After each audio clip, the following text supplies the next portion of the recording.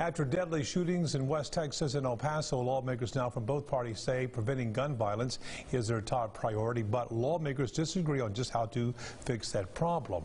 KTK's Washington correspondent Anna Wernicke has more on that story.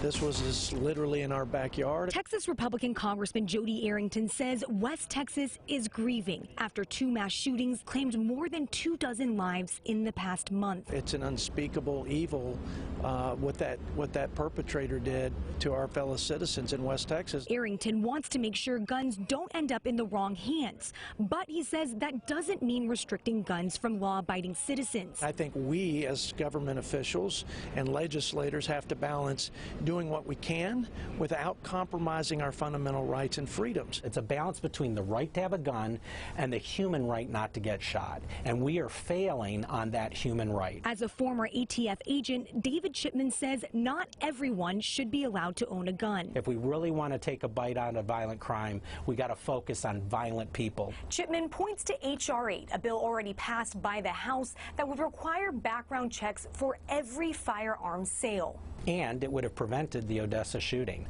because that shooter tried to buy a gun, failed because they failed a background check, and then was able to use a loophole where you can go and buy a gun from a private individual and circumvent the law. But the bill does not have support from Republicans in the Senate. Texas Republican Ted Cruz tweeted Monday, gun control doesn't work. He says instead, lawmakers need to focus on keeping guns away from criminals by prosecuting and getting them off the street before they commit more violent crimes. In Washington, Anna Wernicke, KTK News.